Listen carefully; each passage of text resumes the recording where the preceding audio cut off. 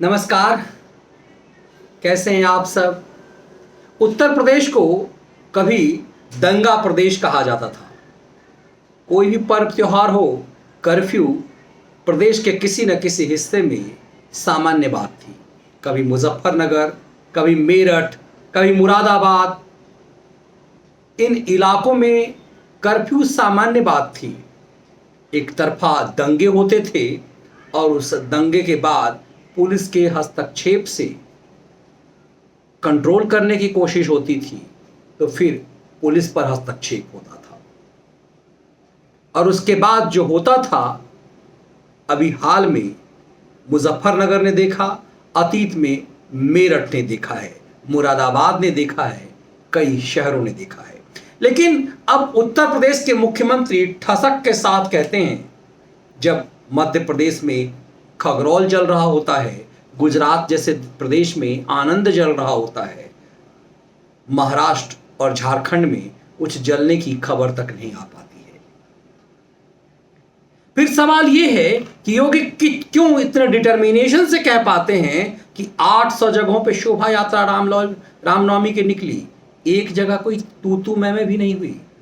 दंगे की फसाद की बात तो कल्पना से परे था। आप सोचिए कि इस दंगा प्रदेश में ये सब चीज अतीत की बातें कैसे हो गई है। तब आपको समझ में आएगा कि सत्ता का इकबाल किसे कहते हैं। प्रयागराज में अतीक अहमद का आतंक था, उसके बगल में गाजीपुर में मुख्तार अंसारी का आतंक था। आज अतीक अहमद, मुख्तार अंसारी अपने गैंग के साथ जेल में है। पश्चिमी उत्तर प्रदेश का डॉन और सफेद पोस्ट सांसद आजम खान, जिसके एक इशारे पर उत्तर प्रदेश के पुलिस कांपने लगती थी, वो जेल में है। लेकिन इन सब बातों की बात पुरानी हो गई। प्रयागराज पुलिस ने जो संकेत दिए हैं, वो समझने के लिए काफी है कि उत्तर प्रदेश कैसे दूसरे प्रदेशों से अलग है। प्रयागराज पुलिस ने पूर्वी उत्तर प्रदेश के माफिया डॉन अतीक अहमद के बेटे, दो बेटे, अली अहमद और अमर अहमद, इन दोनों के लिए अल्टीमेटम जारी किया है। दोनों पर इनाम थे। छोटे बेटे अली अहमद पर 25,000, उसे बढ़ाकर 50,000 कर दिया गया है। और बड़ा बेटा अमर अहमद, उसके ऊपर 50,000 इनाम था, उसे 1 लाख कर दिया गया है। अमर 3 साल से फरार है और अली भी लंबे समय से फरार है। इन दोनों पर जो शिकायत दर्ज है, उसी के कौम के तेरा मेरा रिश्ता क्या वाले, और इन सब ने जो शिकायत दर्ज कराई है, इसके ऊपर करौली थाने में वो बलवा करने, हत्या करने, एक्सटॉर्शन मांगने का, बड़े बेटे पर तो 5 करोड़ रुपए की रंगदारी वसूलने का आरोप है। और ये सब के सब भगौड़े हैं। अब प्रयागराज पुलिस ने यह संकेत दिया है कि इनकी इनामी राशि, इनके एनकाउंटर हो जाने पर यह पता किया जाएगा कि किसकी भूमिका है, तब वो बांटी जाएगी। मतलब प्रयागराज पुलिस ने साफ कर दिया है कि या तो सरेंडर कर दो, वरना एनकाउंटर के लिए तैयार हो जाओ। दरअसल ये प्रयागराज पुलिस का अल्टीमेटम सिर्फ अतीक के इन दोनों बेटों के लिए नहीं है, इनके साथ साथ 10 लोग नामजद हैं, उन सब पर भी इनाम की राशि है। और ये सब के सब भगौड़े हैं। ये प्रदेश में छिपे हैं, प्रदेश की सीमा के बाहर चले गए हैं, ये कहना मुश्किल है। लेकिन योगी पुलिस ने संकेत दे दिए हैं, कभी यदि एनकाउंटर हो जाए तो ये मत कहना कि हमें मार दिया। दरअसल अतीक अहमद के इन दोनों बेटों के माध्यम से योगी पुलिस ने पूरे प्रदेश के गुंडों, माफियाओं को आखिरी चेतावनी दी है। सेकेंड टर्म आने के बाद जो योगी आदित्यनाथ ने कहा था उस चुनाव से पहले कि अभी इलेक्शन कमीशन के हाथ में कमान है, इसीलिए कुछ गुंडे बिलबिला रहे हैं। 10 मार्च के बाद बुलडोजर चलेगा और मई और जून में हम गर्मी निकालेंगे, तो अप्रैल खत्म होने वाला है। योगी कुछ भी बकाया नहीं रखते। 10 मार्च के बाद शपथ ग्रहण से पहले बुलडोजर चलना शुरू हो गया। बुलडोजर की रफ्तार तेज है, एक दिन में दर्जनों बुलडोजर चलते हैं।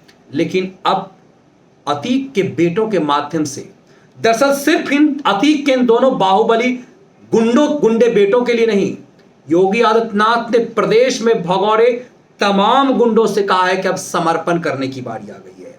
इसलिए क्योंकि जून में अब सब कुछ शिमला बनना है उत्तर प्रदेश को, इसीलिए शिमला बनने की तैयारी के लिए प्रयागराज पुलिस के माध्यम से बात गई है। योगी के कथनी और करनी में बड़ा समानता होता है। योगी जो कहते हैं वो करते हैं। उन्होंने कहा 10 मार्च से बुलडोजर तेज चलने लगेगी, रिपेयर के लिए डाला गया है। फिर शपथ ग्रहण का इंतजार भी नहीं किया गया, क्योंकि योगी आदित्यनाथ की सरकार रिपीट हो रही थी और जब कोई भी मुख्यमंत्री दोबारा से जीत करके आता है तब भी वो इस्तीफा देता है और इस्तीफा देने के बाद राज्यपाल उससे कहते हैं कि आप जब तक शपथ ग्रहण नहीं हो जाता तब तक आप कार्यकारी हैं। यदि वो हार भी जाता है तब भी वो कार्यकारी होता है और उसके पास सरकार की ताकत होती है। यही कारण है कि आजम खान ने 2017 के चुनाव के दौरान पुलिस वालों को धमकाते हुए कहा था कि अभी हम गए नहीं हैं और यदि हमारी सरकार चली भी गई तब भी शपथ ग्रहण तक हम ही रहेंगे और तुम सबका हिसाब किताब होगा। आजम खान का हिसाब किताब तो योगी कर रहे हैं जेल में कि शपथ भी नहीं दिया गया, ना आजम खान को, न नाहिद को, न नदीम को, इन किसी को भी नहीं। और वो तमाम सपाई खिलंदर जो ये कहते थे कि हम अब ताकतवर बन करके आए हैं, विधानसभा में हमारी संख्या बढ़ गई है, हम योगी को नाथ देंगे, उन सब की हैसियत ये हो गई कि शपथ तक लेने की स्थिति में नहीं आ पाए। और किसी का पेट्रोल पंप, सब किसी के अवैध बूचर खाने सब ध्वस्त हो रहे हैं। लेकिन बाकी जो भगौड़े हैं, ये कभी नहीं होता था इस देश के इतिहास में किसी चुने हुए विधायक की ये स्थिति कर दी जाए। ये सिर्फ योगी कर सकते थे।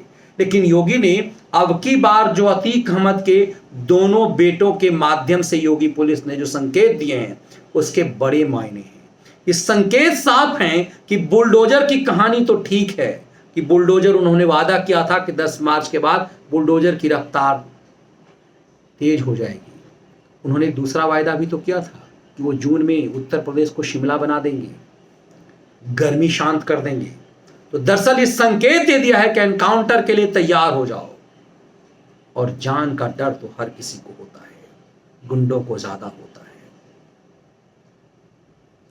उत्तर प्रदेश की पुलिस ने ये संकेत दे दिए हैं, योगी की पुलिस ने संकेत दे दिए हैं कि उत्तर प्रदेश को खगरौली, मध्य प्रदेश का खगरौली समझने की गलती मत करना और ना ही गुजरात का आनंद समझने की गलती करना।